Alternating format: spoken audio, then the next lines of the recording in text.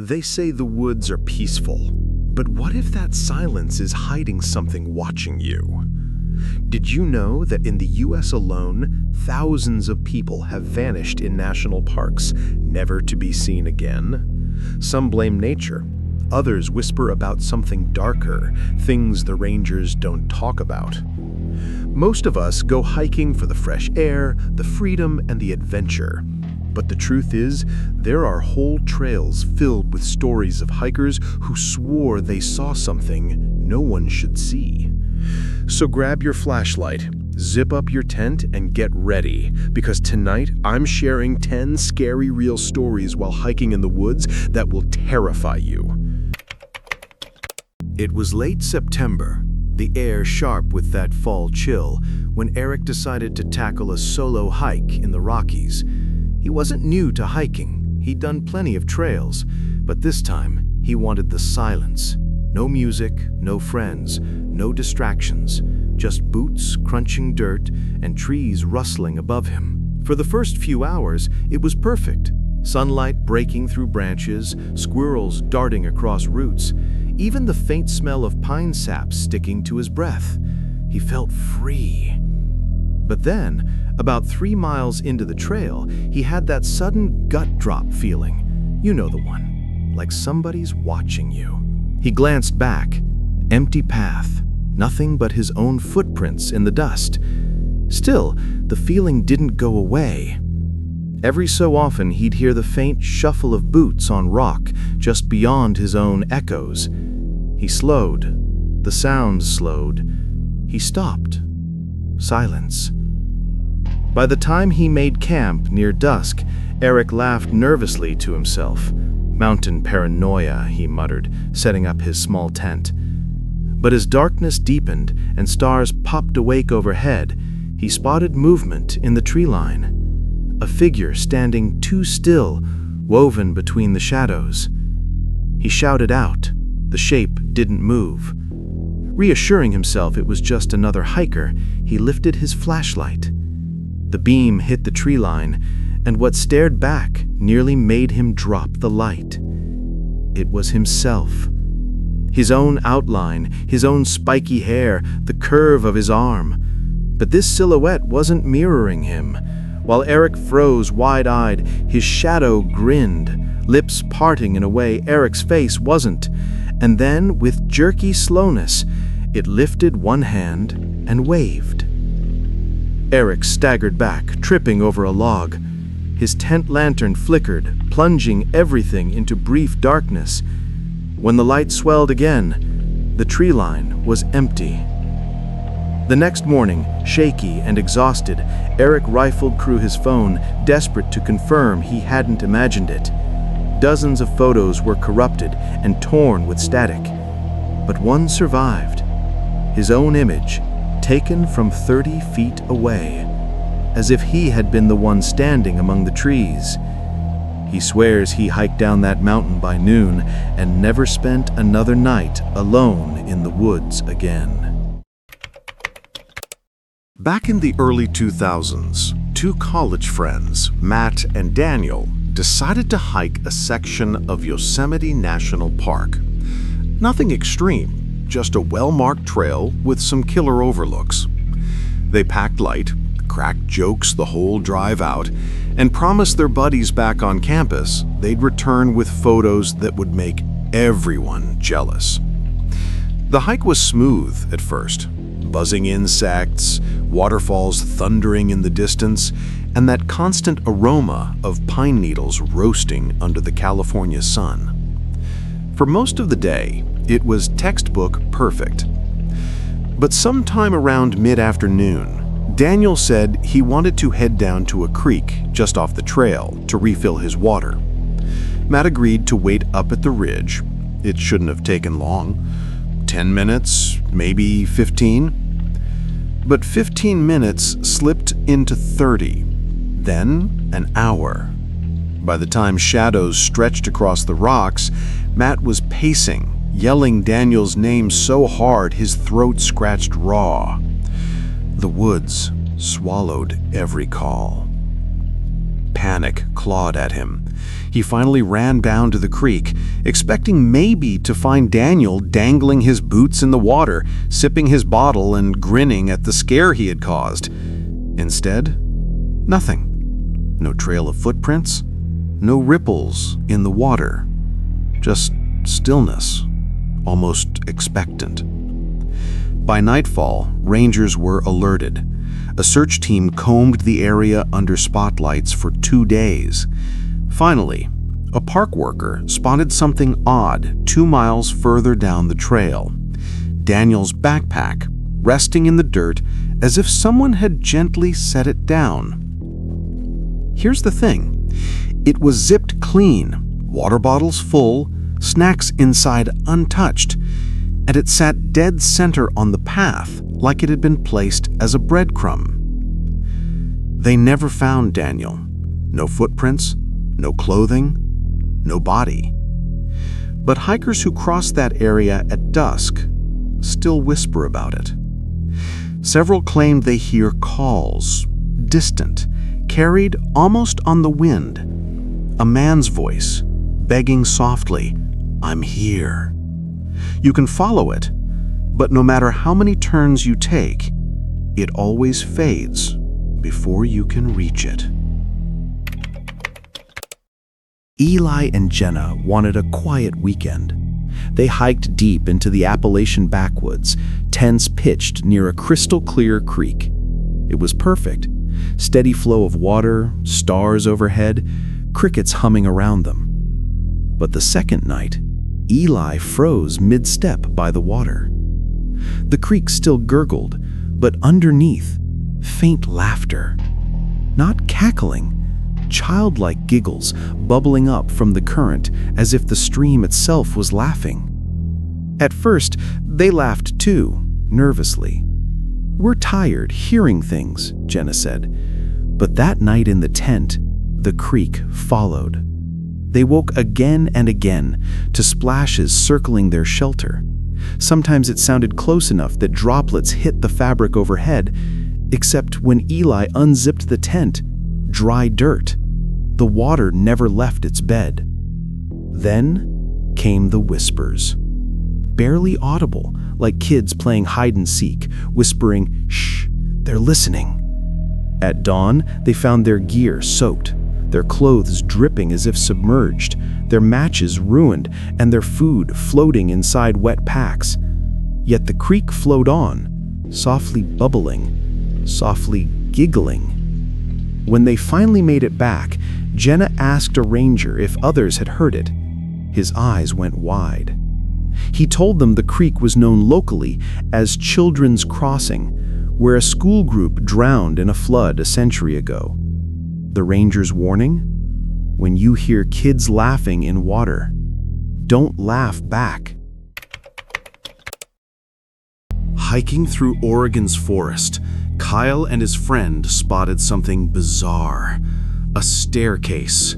Rusted metal steps stood upright in the dirt, as if ripped from a building and dropped in the woods. Joking nervously, Kyle climbed. Instantly, the world muted. The birds, the wind, it was like someone pressed mute. His friend called up, but Kyle could barely hear, just muffled like underwater. He felt dizzy, but curiosity pulled him higher. Halfway up, he glanced down. The ground was further away than it should be. His friend was gone. The trees around him looked stretched, bent wrong. He turned back again, and now the forest below was empty. Panic roared. Kyle scrambled down without looking back, leaping the last few rungs. When his boots hit dirt, his friend blinked at him. "Why'd you stop? You were only on the first step." His watch said differently. 2 hours had passed, and his phone had taken a phantom photo while he'd been climbing. It showed him at the very top of the staircase, staring out into black sky. On a trip through the Smoky Mountains, Mateo settled camp in a meadow clearing. As his fire crackled low, Something glinted in the tree line. 2 glowing orbs. Deer, he thought. But they were too far apart and 4 feet too high off the ground. He squinted. Another pair blinked into place further to the left, then another, half hidden in the trees. Soon, 7 pairs watching, none moving, none blinking. Heart hammering, Mateo grabbed his flashlight, sweeping the beam. It lit bark, branches, nothing strange. But the eyes didn't vanish. They stayed glowing on their own, unreflective and wrong. Desperate for sleep, he crawled into his tent. The light from the fire began to die, and in the pitch black, he swore he heard shuffling, circling closer, gravel crunching under invisible weight. The next morning, burnt out, he checked his phone. His stomach dropped. In his gallery was one photo he never took: blurred forest, faint moonlight, and dozens of glowing eyes surrounding his camp. He never hiked alone again. A group of 5 friends in Utah thought they were on a casual day loop. The trail should have been under 6 hours, but by mid-afternoon, nothing made sense. Trail markers they saw earlier were facing different directions. Landmarks repeated, same bent pine, same rocky outcrop, like deja vu on repeat. Even the GPS spun in circles. Hours melted. The forest grew dark. One panicked hiker scribbled a note on paper, "I'll get help," and pinned it under a rock. They pressed on. Later that night, exhaustion breaking them, they saw the same rock again, but the note wasn't there. Instead, someone had left a fresh slip of paper. The letters crooked, shaky. It read, "No one leaves." Nate, the one who'd left the note, never came back to camp. Jess thought solo camping in the Redwoods would be empowering. That first night was calm. Towering trunks, a canopy hiding the sky, the faint crackle of her fire. But around midnight, she woke to crying. A woman's sobbing, broken, hiccuping, circling outside her tent. Terrified, she whispered, "Are you okay? Do you need help?" The crying stopped. Then her tent zipper tugged once, twice, hard. She froze with her knife in hand. When she ripped the flap open, empty campsite. But her flashlight painted something far worse. The trees around her clearing were carved with crude faces, dozens, all frowning, all crying, wet sap dripping like tears. None of them were there when she pitched camp. The ranger she told later paled. He muttered, "They all say the same thing. Don't answer her crying, because if you step outside to help, you never come back." 4 college kids trekked deep into Wyoming backcountry. Then, in eerie unison, their phones died and rebooted, not to the home screen, but to a single photo, their campsite shot from above. The woods stretched empty overhead. No drones, nothing. An hour later, the phones froze again. Same picture, but zoomed closer. That night, one of the kids vanished from his tent. Pack still zipped, sleeping bag unrolled. At 3 a.m., the rest of their phones pinged notifications, new photos arriving every hour, one after the other. Each one zoomed in tighter, First on their camp, then a single tent, then the entrance flap, until the last shot showed nothing but fabric inches away, as if someone or something was just outside, camera pressed against the nylon, watching. Mark and Alicia were hiking through Arizona, chasing an old trail rumored to have some spectacular canyon views. They'd logged nearly 8 miles when Alicia stopped suddenly, eyes pointing upward. Shoes. Dozens of hiking boots dangled above them, strung high across branches. At first they laughed nervously. Classic desert weirdness, right? Maybe some local tradition or a joke by rangers. But the deeper they walked into the grove, the less funny it became. The boots were all pairs. Some new, some cracked and decayed, their laces fraying in the dry wind. And stuffed deep inside a few, something pale protruded.